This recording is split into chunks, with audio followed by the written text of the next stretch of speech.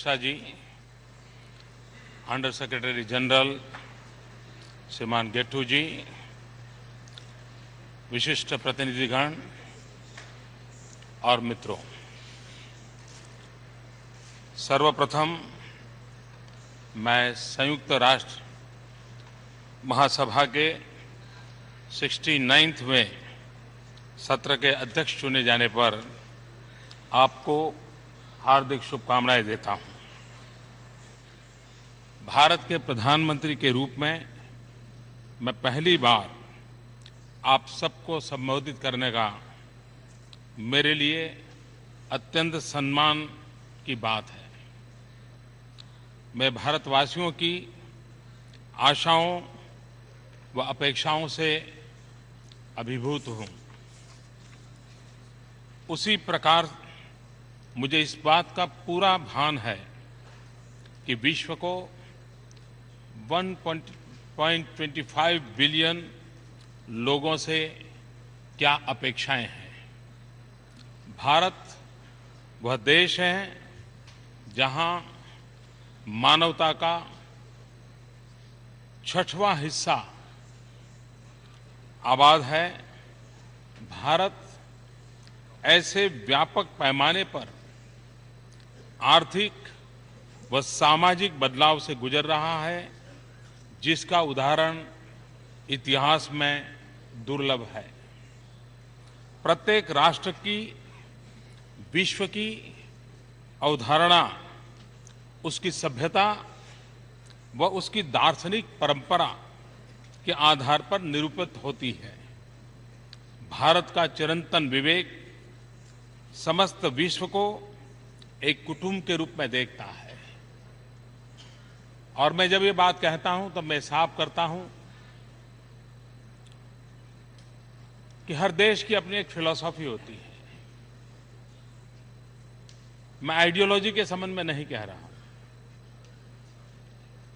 और देश उस फिलॉसफी की प्रेरणा से आगे बढ़ता है। भारत एक देश है जिसकी वेद काल से परंपरा वसुधैव कुटुंबकम की रही है। भारत एक देश है जहां प्रकृति के साथ संवाद, प्रकृति से कभी संघर्ष नहीं, ये भारत के जीवन का हिस्सा है। और उसका कारण उस फिलॉसफी के तहत भारत उस जीवन दर्शन के तहत आगे बढ़ता रहा है। प्रत्येक राष्ट्र की विश्व की अवधारणा उसकी सभ्यता व उसकी दार्शनिक परंपरा के आधार पर निरूपित होती है। भारत का चिरंतन विवेक समस्त विश्व को, जैसा मैंने कहा, वसुधैव कुटुंबकम, एक कुटुंब के रूप में देखता है। भारत एक ऐसा राष्ट्र है जो केवल अपने लिए नहीं बल्कि विश्व पर्यंत न्याय, जस्टिस, गरिमा, डिग्निटी, अवसर, अपॉर्चुनिटी एवं समृद्धि, प्रॉस्पेरिटी के हक में आवाज उठाता रहा है। अपनी विचारधारा के कारण हमारा मल्टीलेटरलिज्म में दृढ़ विश्वास है। आज यहां खड़े होकर के मैं इस महासभा पर टिकी हुई आशाओं व अपेक्षाओं के प्रति पूर्णतया सजग हूं। जिस पवित्र विश्वास ने हमें एकजुट किया है, मैं उससे अत्यंत प्रभावित हूं। बड़े महान सिद्धांतों और दृष्टिकोण के आधार पर हमने इस संस्था की स्थापना की थी। इस विश्वास के आधार पर कि अगर हमारे भविष्य जुड़े हुए हैं तो शांति और सुरक्षा, मानव अधिकार और वैश्विक आर्थिक विकास के लिए हमें साथ मिलकर काम करना होगा। तब हम 51 देश थे। आज 193 स्वतंत्र देश के झंडे इस बिल्डिंग पर लहरा रहे हैं। हर नया देश इसी विश्वास और उम्मीद के आधार पर यहां प्रवेश करता है। हम पिछले 60 दशकों में बहुत कुछ हासिल कर सके हैं। कई लड़ाइयों को समाप्त किया है, शांति कायम रखी है, कई जगह आर्थिक विकास में मदद की है, गरीब बच्चों के भविष्य को बनाने में मदद दी है, भूखमरी हटाने में योगदान दिया है और इस धरती को बचाने के लिए भी हम सब साथ मिलकर के जुटे हुए हैं। 69 यूएन पीस कीपिंग मिशन में विश्व में ब्लू हेलमेट को शांति के रंग की एक पहचान दी है। आज समस्त विश्व में लोकतंत्र की एक लहर है। अफगानिस्तान में शांतिपूर्ण राजनीतिक परिवर्तन यह भी दिखलाता है कि अफगान जनता की शांति की कामना हिंसा पर विजय अवश्य पाएगी। नेपाल युद्ध से शांति और लोकतंत्र की ओर आगे बढ़ा है। भूटान के नए लोकतंत्र में एक नई ताकत नजर आ रही है। पश्चिम एशिया एवं उत्तर अफ्रीका में लोकतंत्र के पक्ष में आवाज उठाए जाने के प्रयास हो रहे हैं। ट्यूनीशिया की सफलता दिखा रही है कि लोकतंत्र की ये यात्रा संभव है। अफ्रीका में स्थिरता, शांति व प्रगति हेतु एक नई ऊर्जा व जागृति दिखाई दे रही है। हमने एशिया और उसके पूरे अभूतपूर्व समृद्धि का अभ्युदय देखा है, जिसके आधार में शांति एवं स्थिरता की शक्ति समाहित है। अपार संभावनाओं से समृद्ध महादेश लैटिन अमेरिका स्थिरता एवं समृद्धि में साझा प्रयास में एकजुट हो रहा है। यह महादेश विश्व समुदाय के लिए एक महत्वपूर्ण आधार स्तंभ सिद्ध हो सकता है। भारत अपनी प्रगति के लिए एक शांतिपूर्ण और स्थिर अंतर्राष्ट्रीय वातावरण की अपेक्षा करता है। हमारा भविष्य हमारे पड़ोस से जुड़ा हुआ है। इसी कारण मेरी सरकार ने पहले ही दिन से पड़ोसी देशों से मित्रता और सहयोग बढ़ाने पर पूरी प्राथमिकता दी है और पाकिस्तान के प्रति भी मेरी यही नीति है। मैं पाकिस्तान से मित्रता और सहयोग बढ़ाने के लिए पूरी गंभीरता से शांतिपूर्ण वातावरण में बिना आतंक के साये के साथ द्विपक्षीय वार्ता करना चाहता हूं। लेकिन पाकिस्तान का भी यह दायित्व है कि उपयुक्त वातावरण बनाए और गंभीरता से द्विपक्षीय बातचीत के लिए सामने आए और इस मंच पर बात उठाने से समाधान के प्रयास कितने सफल होंगे, इस पर कईयों को शक है। आज हमें बाढ़ से पीड़ित कश्मीर के लोगों को सहायता देने पर ध्यान देना चाहिए, जो हमने भारत में बड़े पैमाने पर आयोजित किया है। और इसके लिए सिर्फ भारत में कश्मीर उसी का ख्याल रखने पर हम रुके नहीं हैं। हमने पाकिस्तान को भी कहा, क्योंकि उस क्षेत्र में भी बाढ़ का असर था। हमने उनको भी कहा कि हम जिस प्रकार से कश्मीर में बाढ़ पीड़ितों की सेवा कर रहे हैं, हम पाकिस्तान में भी उन बाढ़ पीड़ितों की सेवा करने के लिए हमने सामने से प्रस्ताव रखा था। हम विकासशील विश्व का हिस्सा हैं, लेकिन हम अपने सीमित संसाधनों को उन सभी के साथ साझा करने के इच्छुक हैं जिन्हें इनकी नितांत आवश्यकता है। दूसरी ओर आज विश्व बड़े स्तर के तनाव व उथल-पुथल की स्थितियों से गुजर रहा है। बड़े युद्ध नहीं हो रहे हैं, परंतु तनाव एवं संघर्ष सब दूर नजर आ रहा है, बहुतेरे हैं। शांति का अभाव है तथा भविष्य के प्रति अनिश्चितता है। आज भी व्यापक रूप से गरीबी फैली हुई है। एक होता हुआ एशिया प्रशांत क्षेत्र, एशिया पैसिफिक रीजन भी समुद्रवर्ती सुरक्षा, जो कि इसके भविष्य के लिए आधारभूत महत्व रखती है, कर बहुत चिंतित है। यूरोप के सम्मुख नए विभाजन का खतरा मंडरा रहा है। पश्चिम एशिया में विभाजक रेखाएं और आतंकवाद बढ़ रहे हैं। हमारे अपने क्षेत्र में आतंकवाद के अस्थिरताकारी खतरे से जूझना जारी है। हम पिछले 4 दशक से इस संकट को झेल रहे हैं। आतंकवाद नए नए रूप और नाम से प्रकट होता जा रहा है।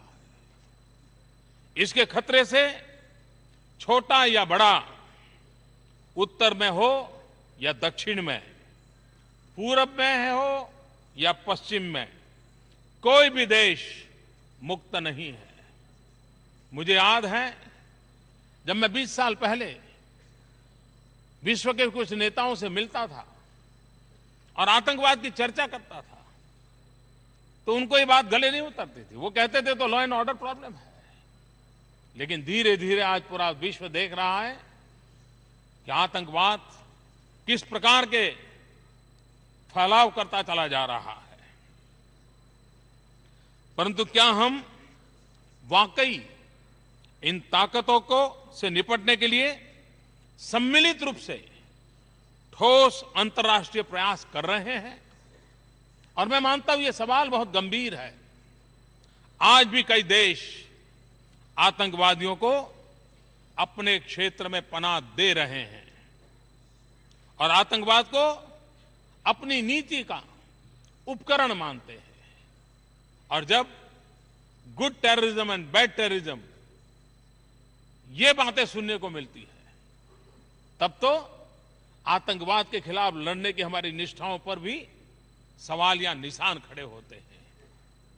पश्चिम एशिया में आतंकवाद की पाशविकतापूर्ण वापसी तथा दूर और पास के देशों पर इसके प्रभाव को ध्यान में रखते हुए सम्मिलित कार्यवाही का स्वागत करते हैं।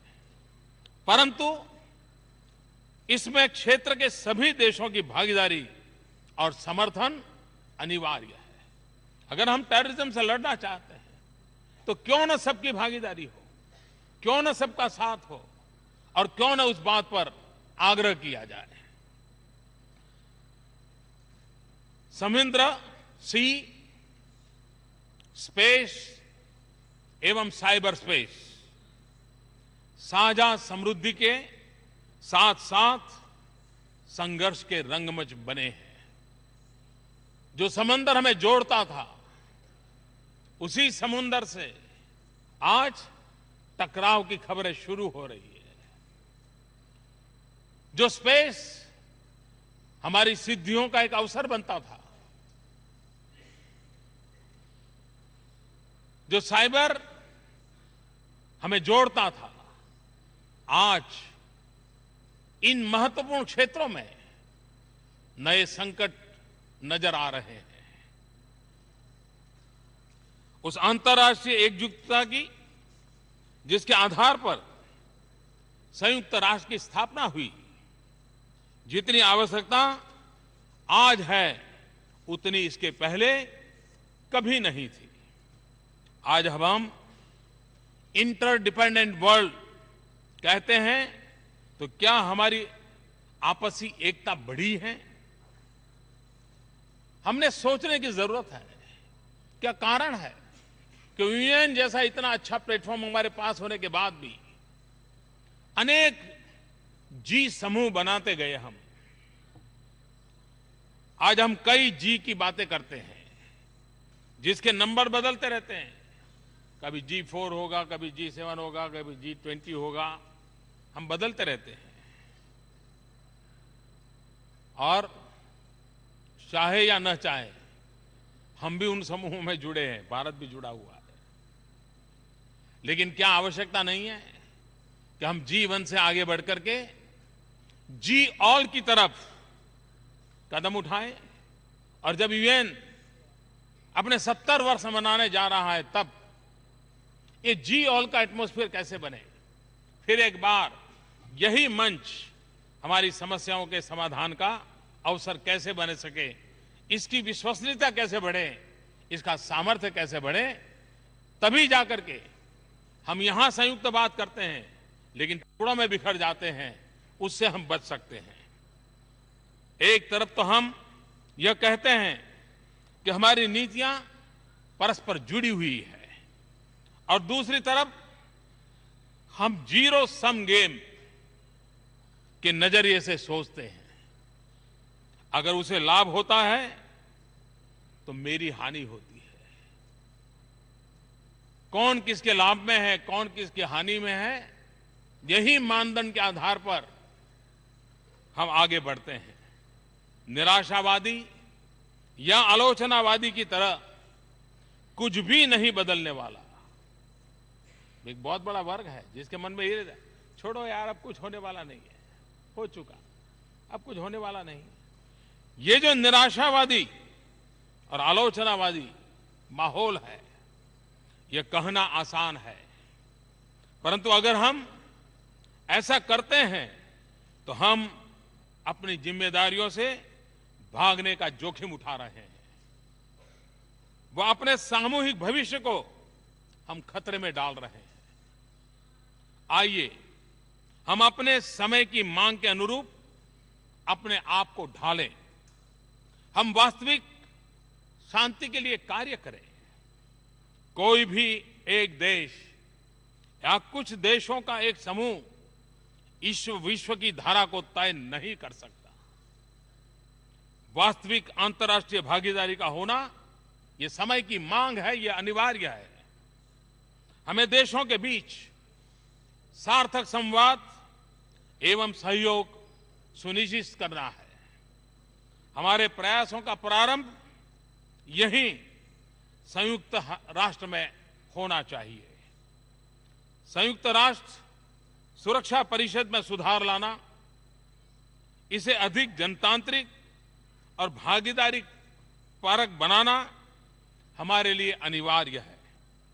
20वीं सदी की अनिवार्यताओं को प्रतिबिंबित करने वाली संस्थाएं 21वीं सदी में प्रभावी सिद्ध नहीं होंगी। इनके सम्मुख अप्रासंगिक होने का खतरा प्रस्तुत होगा।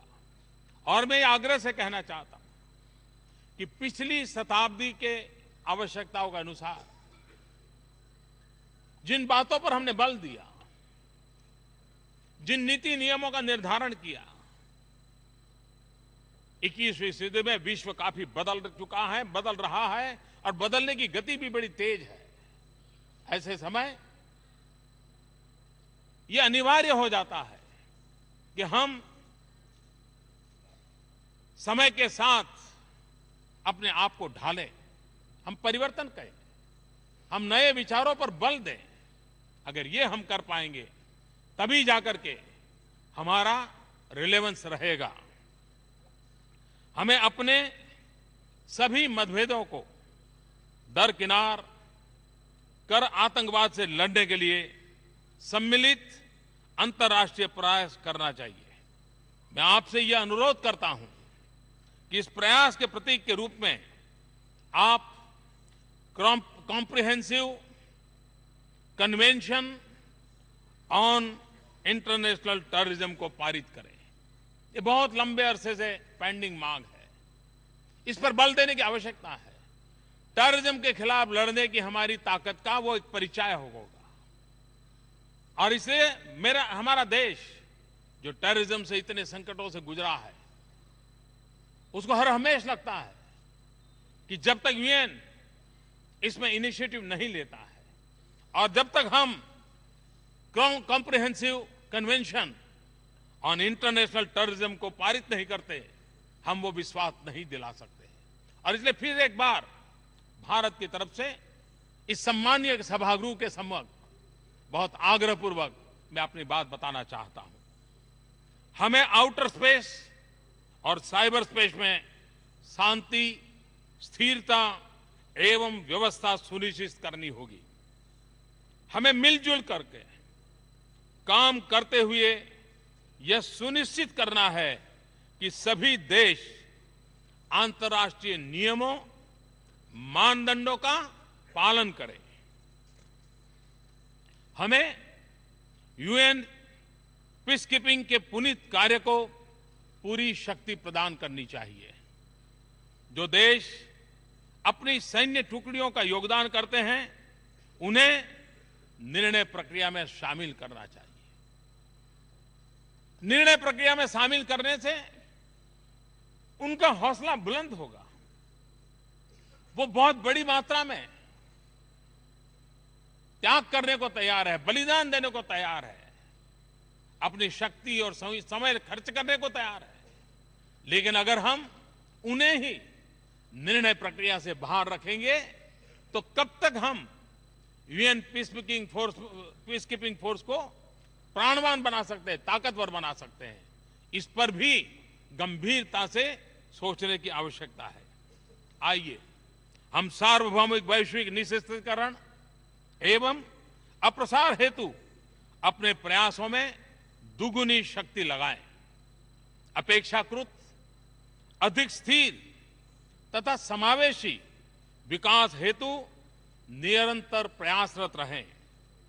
वैश्वीकरण ने विकास के नए ध्रुवों, नए उद्योगों और रोजगार के नए स्रोतों को जन्म दिया है, लेकिन साथ ही अरबों लोग गरीबी और अभाव के कगार पर जी रहे हैं।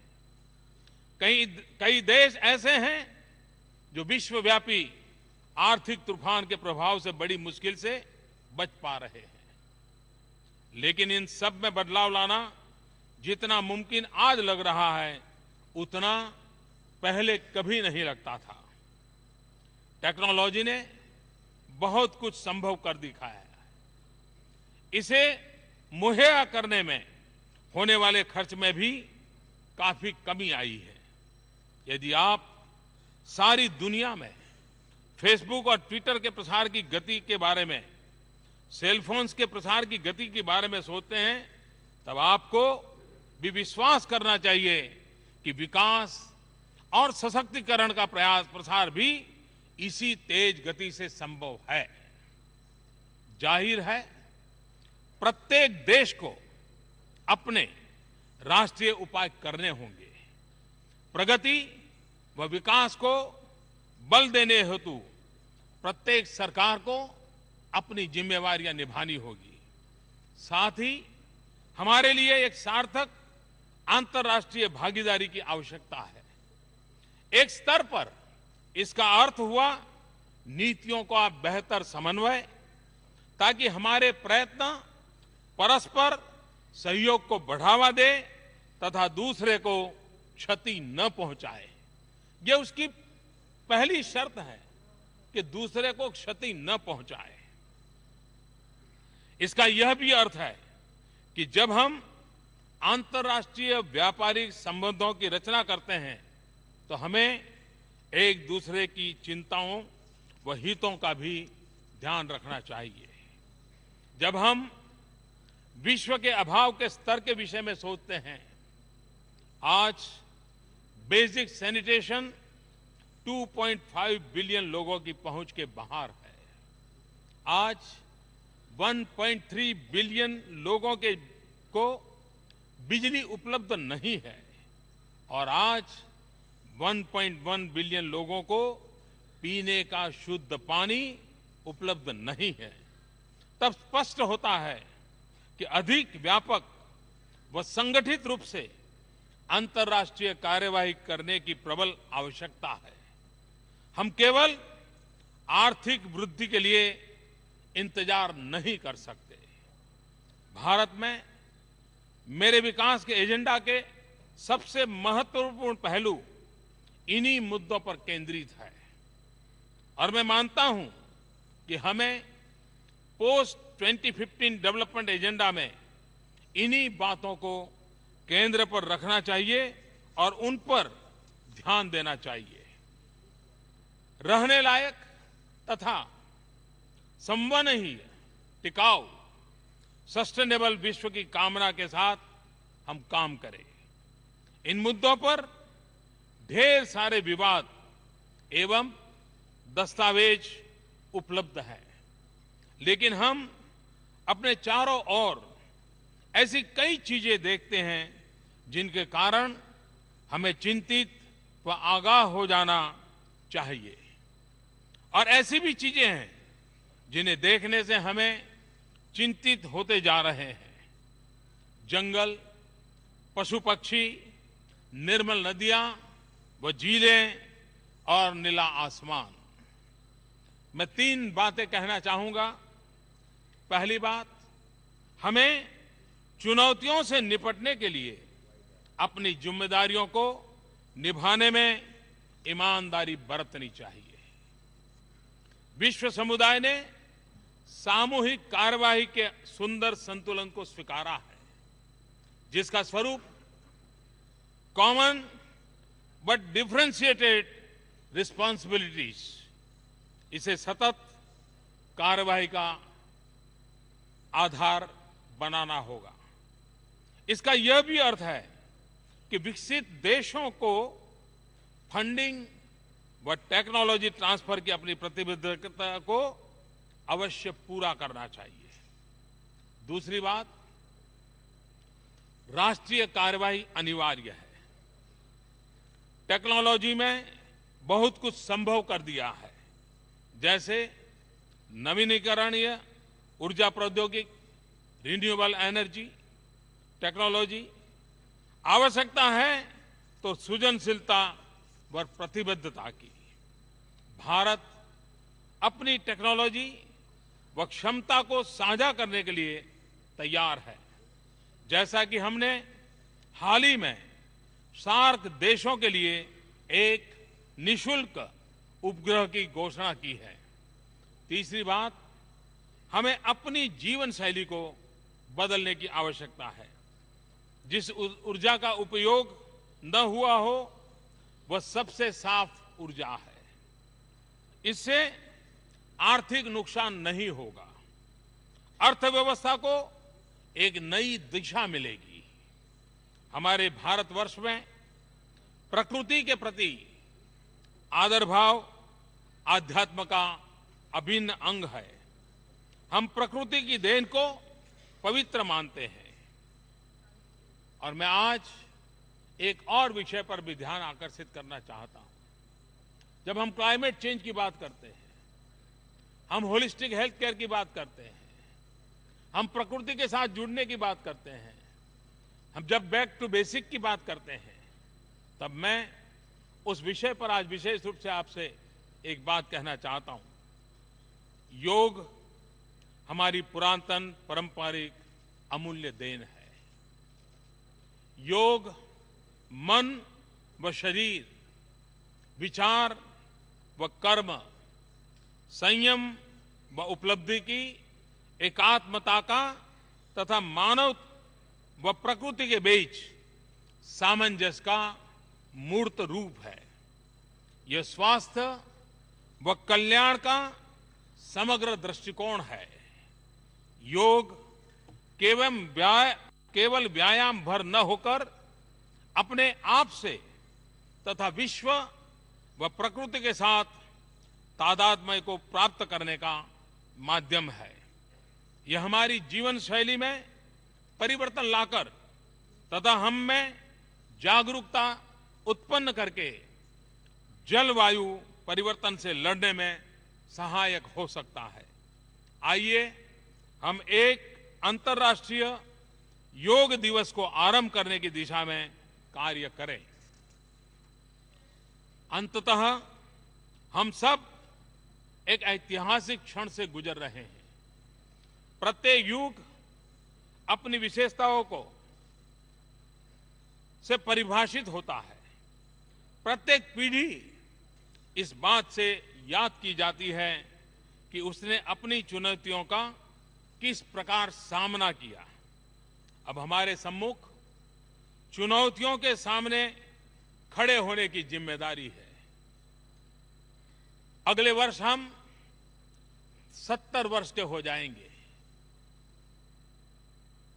हमें अपने आप से पूछना होगा कि क्या हम तब तक प्रतीक्षा करें जब हम 80 या 100 के हो जाएं।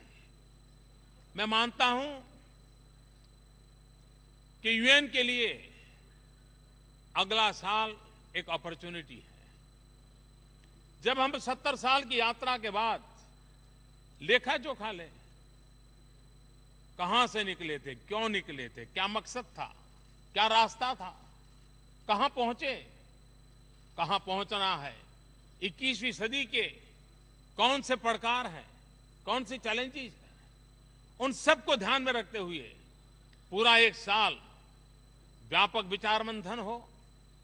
हम यूनिवर्सिटीज को जोड़ें, नई जनरेशन को जोड़ें, जो हमारे पिछले कार्यकाल का विगत से मूल्यांकन करे, उसका अध्ययन करे और हमें वो भी अपने विचार दें। हम नई पीढ़ी को हमारी नई यात्रा के लिए कैसे जोड़ सकते हैं। और इसलिए मैं कहता हूं कि 70 साल ये अपने आप में एक बहुत बड़ा अवसर है। इस अवसर का हम उपयोग करें और उस उपयोग कर करके एक नई चेतना के साथ, नई प्राण शक्ति के साथ, नए उमंग और उत्साह के साथ, आपस में नए विश्वास के साथ हम यूएन की यात्रा को एक नया रूप रंग दें। इसलिए मैं समझता हूं कि 70 वर्ष एक हमारे लिए बहुत बड़ा अवसर है। आइए हम संयुक्त राष्ट्र सुरक्षा परिषद में सुधार लाने के अपने वादे को निभाएं। ये बात लंबे अरसे से चल रही है, लेकिन उन वादों को निभाने की सामर्थ्य हम खो चुके हैं। और इसमें आज फिर से आग्रह करता हूं कि हम उस विषय में गंभीरता से सोचें।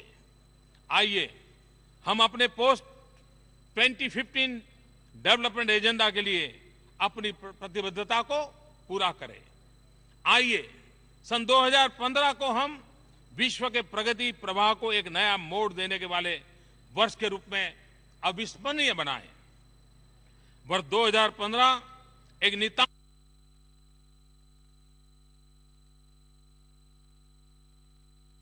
सबकी सामूहिक जिम्मेवारी है। मुझे विश्वास है कि सामूहिक जिम्मेवारी को हम पूरी तरह निभाएंगे। आप सबका बहुत बहुत आभार, धन्यवाद, नमस्ते।